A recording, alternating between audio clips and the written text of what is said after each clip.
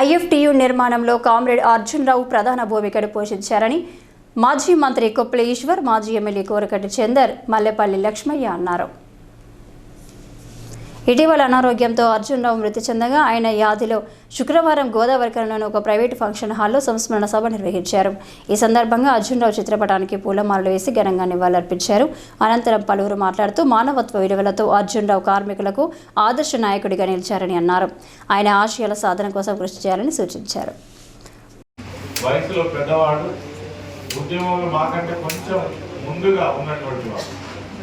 ఒక మాటలు చెప్పాలంటే ఆనాడున్న పరిస్థితులలో ఎవరు కూడా ఇటువంటి సాహసాలు చేయరు.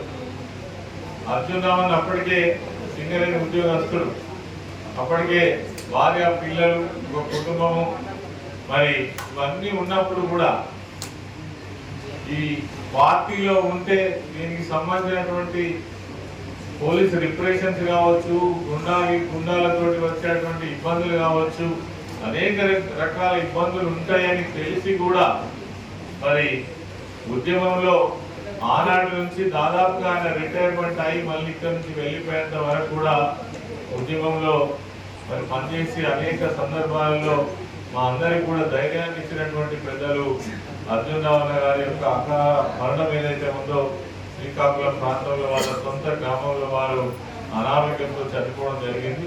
మరి ఈ సందర్భంగా వారి ఈ మొత్తం క్రమంలో చాలా సంఘటనలు ఉన్నాయి. ఒక్కొక్క సంఘటన చూసినప్పుడు నిజంగా కూడా ఆ రోజు ఇంత ధైర్యంతో ముందుకు పోయినామా అని అనుకునే చాలా సందర్భాలు ఉన్నాయి. చాలా కొంతమంది జీవితాలు కూడా అంటే జీవితాలే మొత్తం అర్పించబడ్డాయి. అటువంటి వాళ్ళు కూడా మన ఉద్యమ క్రమంలో ఉన్నారు. మరి వాళ్ళని కూడా మనం స్మరించుకోవాల్సినటువంటి అవసరం ఉంది. ఆ రోజు మనం వాళ్ళ యొక్క స్మారక సభలు నిర్వహించకపోయినప్పటికీ వాళ్ళందరికీ కూడా హృదయపూర్వకమైనటువంటి నివాళులు అర్పించాల్సినటువంటి అవసరం ఉంది. మరి ఈరోజు ఈ అర్జున్ రావు మరణం తర్వాత మనం ఒక కొత్త సాంప్రదాయాన్ని మాత్రం నెలకొల్పడం జరుగుతూ ఉన్నది. ఇది అందరి యొక్క స్ఫూర్తి, ఏ పార్టీకి సంబంధం లేకుండానే మరి దీన్ని ముందు కూడా కొనసాగించేటువంటి ప్రయత్నం చేద్దామని ఈ సందర్భంగా మనవి చేస్తూ, ఈ ప్రాంతంలో ఉన్నటువంటి కమ్యూనిస్టు భావజాలం కలిగినటువంటి సిపిఐఎంఎల్లో పనిచేసినటువంటి మన విక్షమన్న కానీ, ఇక్కడ ఉన్నటువంటి పెద్దలందరూ కూడా దచ్చన్న కానీ అందరికంటే కూడా శ్యామన్న మేమందరం కూడా ప్రతి సందర్భాలలో గతంలో జరిగినటువంటి సందర్భాలను చర్చించుకునేటువంటి వాళ్ళు.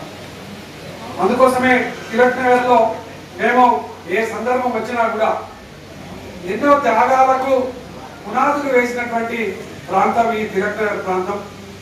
ఈ ప్రాంతంలో పుట్టి పెరిగినటువంటి వారిగా ఈ తెలంగాణ ఉద్యమంలో పాల్గొన్నటువంటి గొప్ప అవకాశం కలిగించింది అని ప్రతి సందర్భంలో చెప్తా ఉంటాను.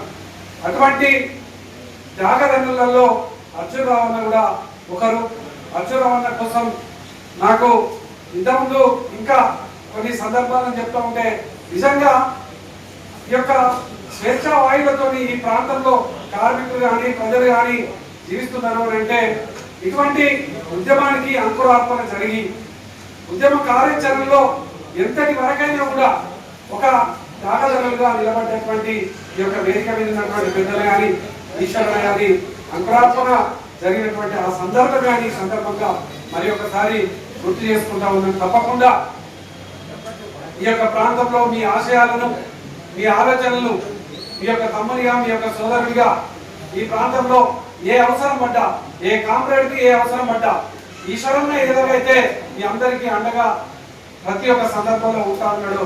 నేను ఒక తమ్మునిగా నేను కూడా తప్పకుండా మీతో పాటు ఈ యొక్క అడుగు వేసి ఈ యొక్క ప్రజా అవసరాల కోసం ప్రజలకు ఎక్కడైతే చైతన్యం, ఎక్కడైతే పోరాటం అవసరం తప్పకుండా ఆ సందర్భంలో మనం అందరం కూడా ముందుకు నడిచే విధంగా నేను కూడా మీతో పాటు నడుస్తానని ఈ సందర్భంగా మరి ఒకసారి తెలియజేస్తూ గురించి మాట్లాడుకోవడం అంటే వీళ్ళందరూ చెప్పిన విషయాలన్నింటితో నేను ఏకీభవిస్తూనే నాకు తెలిసి ఆయన విప్లవకారుడు, ఉద్యమకారుడు, వాటి అన్నిటితో పాటు ఒక గొప్ప మానవతావాది.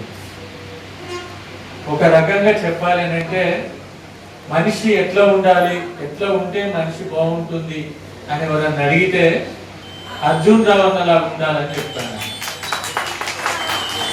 అంటే అంతటి సున్నితమైన, నిజాయితీ కలిగిన, నిబద్ధత కలిగిన, ప్రతి విషయములో తను కాదు సమాజము మంచి చెడు గురించి ఆలోచించిన వ్యక్తి.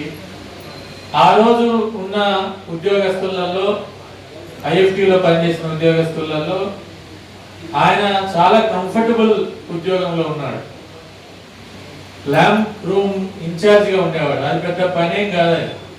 అంటే మంచి మంచి కేటగిరీలో ఉన్నాడు, మంచి ఉద్యోగం, మంచి జీతంలో ఉన్నాడు. అటువంటి వ్యక్తి నాకు ఇప్పటికీ ఆయన ఎట్లా ఉద్యోగంలోకి వచ్చాడో నాకు గుర్తు రావట్లేదు. కానీ ఆయన ఉద్యోగంలోకి రావడం గోదావరికంలో జరిగింది ఏంటంటే, ఐఎఫ్టీ అనే ఒక సంఘానికి ఒక వెలుగులాగా, ఒక విజన్ లాగా కనబడ్డాడు. అర్జున్ రావు అంటే గోదావరికంలో ఆయనతో చదువుకున్న వాళ్ళు కానీ, లేకుంటే చాలా మంది కానీ, అర్జున్ రావు లాంటి వాళ్ళు ఐఎఫ్టీలో పనిచేయడం అనేది చాలా నక్సలైట్లో ఊహించుకోవడం కష్టం ఆయన. తర్వాత రెండో విషయం ఏమిటంటే, ఆయన ప్రతి దాన్ని ఎప్పుడు కూడా ఒక కామ్రేడ్ను, ఒక సహచరుని, ఒక మిత్రుణ్ణి కేవలం తన సహచరుడు, ఉద్యమకారులాగా ఎప్పుడు చూడలేదు. ఆయన తన కుటుంబంలో సభ్యుడిలాగా, తన తమ్ముడిలాగా, తన అన్నలాగా. నిజంగా చెప్పాలంటే నాకు ఇప్పటికీ ఆయన మాట గుర్తొస్తున్నది. నన్ను ఎప్పుడు పేరు పెట్టి ఎన్నడూ పిలవలేదు. ఆయన తమ్ముడు అనే మాటతోనే పిలిచేవాడు. అంటే అంతటి ఆప్యాయత ఉన్నవాడు.